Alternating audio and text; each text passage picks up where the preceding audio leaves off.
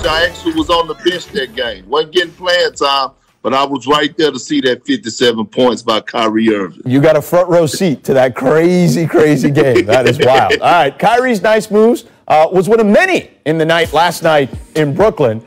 The Nets survived the Hawks, and Trae Young had 30 points with a 145-141 win for the Nets. Kyrie and KD combined for 33 in the fourth quarter alone to hold on for that particular win, and the pace was almost too much for Nets coach Steve Nash to handle. Let's take a listen.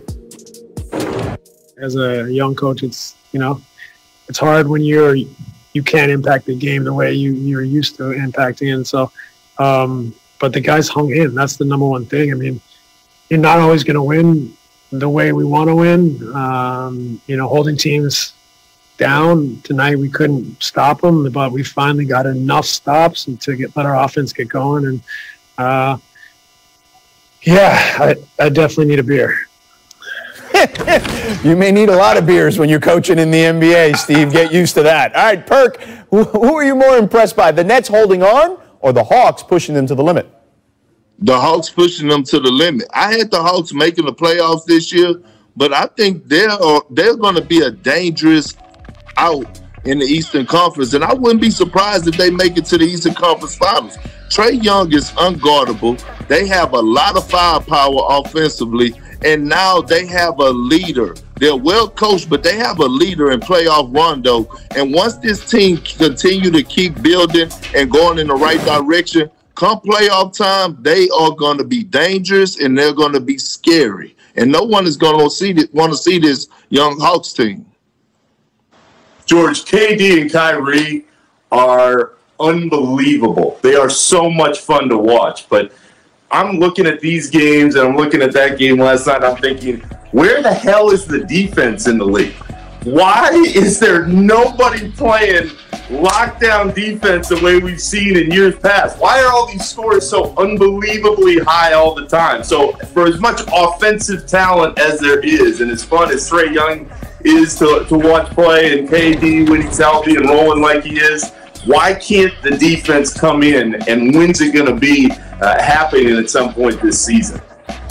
Yeah, for sure. By the way, I'm with Perk on this as far as the Hawks are concerned. It's funny, Perk, because they kind of, again, different makeup. But when you said hard out, right, or tough out in the first round, it reminds me of that Boston team that faced an Atlanta team that got pushed to 7 in the first round. Like, I feel like this team has that kind of upside, that kind of capability, because we didn't know the baby Hawks back then with Josh Smith and Joe Johnson in that particular group. Al Horford, right, was on that team. Jeff Teague. We didn't know what they were going to be. They eventually were a team that got to the Eastern Conference Finals and faced LeBron James and company. But we saw kind of that first iteration that year, and I think this Hawks team can be something like that. Do you agree, Perk? I agree. I agree wholeheartedly. Look, with the additions that they added for us getting Bogdanovich and the growth of Cam Reddish and DeAndre Hunter, and now they have Clint Capella, who's a guy that could grab all the rebounds and block shots, and Collins. Collins is so underrated, and the good thing about Collins is that he's playing for something. He didn't get the contract extension. He has a chip on his shoulder. But I'm going to tell you, Trae Young is a top 5 player right now in the NBA. He cannot be guarded. You talk about Steph Curry, but this guy is Steph Curry 2.0 in my opinion because of the way he's able to facilitate and make plays for others. But it's no other player in the league, probably other than James Harden, that I noticed that teams send traps at him soon as he cross half court or go boxing ones on him. They do it to Steph Curry a little bit, but Trae Young is on a whole nother level right now. Nick, you obviously cover Steph Curry. What do you see as far as similarities with Trae Young? They hate those comparisons, first and foremost, George.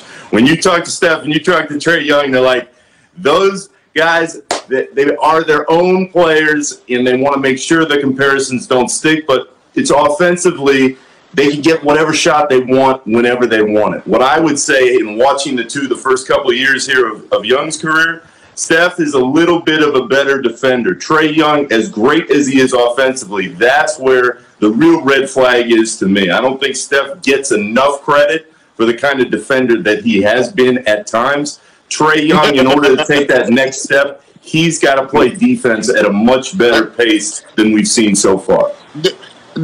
George, did Nick just say that Steph was a better defender? First of all, let Nick stop it right now, okay? Neither one of those guys are playing any type of defense, okay? Let's nip that in the bud. Steph's been much better the last couple of years. Yeah, because he's not guarding anybody. It's easy to guard somebody who just stand in the corner. Let's come on now. I know you cover the Warriors, but let's keep it real right now. But look, I want to say this. Think about this. John Collins turned down a 4-year extension for $90 million. So that goes to show me that he's betting on himself. And with a guy doing that, turning down $90 million, he has to perform at an elite level or all-star level. And he's doing that thus far. This Hawks team is going to be very, very dangerous come playoff time. Trust me. Yep, I'm with you, Perk, for sure. All right, coming up, as we wind down 2020, we look back at a few of our most memorable moments from an unforgettable year. Stay tuned. You're watching The Jump. LeBron, working out of the post, hooks a no-look pass to KCP in the corner. Nick, how many guys in the league can make that pass? The guy is unbelievable, George. I'd say like one. Yeah. Because every time he makes one of these passes, you go, yep, that's the guy who can do it. He never gets enough credit for the passing ability that he does have. Perk? Well, I believe it's two. It's three guys that can make that pass. Okay. It's LeBron, it's Luka, and it's playoff Rondo. We cannot leave Rondo out of this. There's three guys in the league that can make those type of passes. Yeah, that's fair. All right, next, Miss Beef. Third quarter, Bucks Heat. Giannis and Chris Middleton having a little heated conversation over a defensive breakdown earlier in the quarter. And then on the next possession, Middleton finds Giannis for the alley-oop right here. Take a look. Boom. Perk, is that an encouraging sign for Milwaukee as they hash things out? Absolutely. You don't want guys over there sharing popsicles together, George. You want guys getting on one another because it shows one thing. Guess what? They care about winning. They care about messing up on defense, on the defensive end, and I love that. If you care, that shows a lot. A little fight in a relationship isn't bad, guys. It's a sign of growth and health, so that's a good thing. Yeah, wholeheartedly, no doubt. All right, next, make authority. Staying in Miami, check out this dunk on the break here by Kendrick Nunn. Kana with the stuff. And then back to San Antonio where DeMar DeRozan gets way up. Hello. Perk, which one was better? DeMar DeRozan, because here's why. You dunked on Montrezl Harrell, a guy who talks a lot of noise, brings a lot of tenacity, a guy who finished top 10 in protecting the basket last year.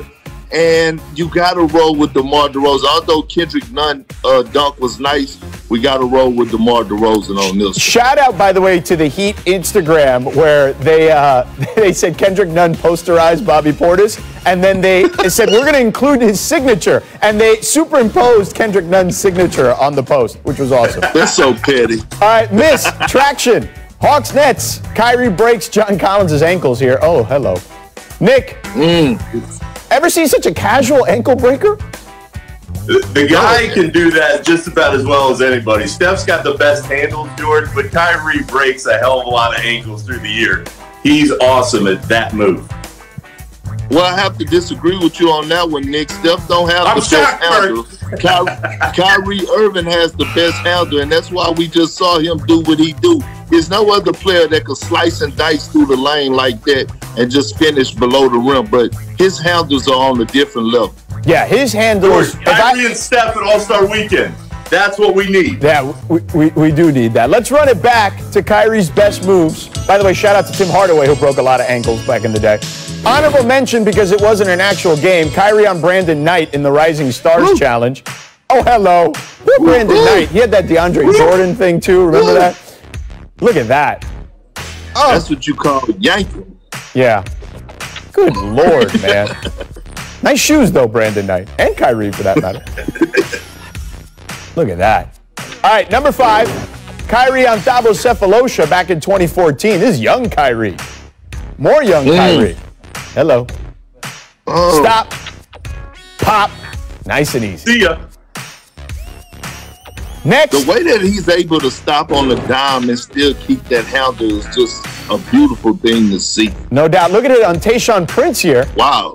I mean, listen, Tayshaun Prince, one of the greatest defenders we've seen in a generation, right? Like, he was an excellent defender, and he made him look silly there. That doesn't happen very often to Tayshaun Prince. I mean, he went double behind the back, stopped on the dime, came back between the legs with a pull-up. Oh, here's another one against another great defender, Avery Bradley, who was a first-team All-Defender at one time. Still an excellent defender. Check that second team. I mean, George, and that's a great point. Listen, he's doing this against great defenders, elite defenders. He dribbles so low to the ground, I don't know how he's able to keep it on the handle like that. And Willie Green, Green, who's now a coach for Monty Williams. And this is probably the moment he realized, I need to be a coach. George, you realize how much work has to go in to make these moves? That's the coolest part to me. And then against Kyrie to have all these years worth of moves, it's unbelievable, and it's a ton of work. And speaking of all those moves and a ton of work, against the entire Spurs team here in 2015, he had 57 in that game. Look at Bellinelli. I actually was.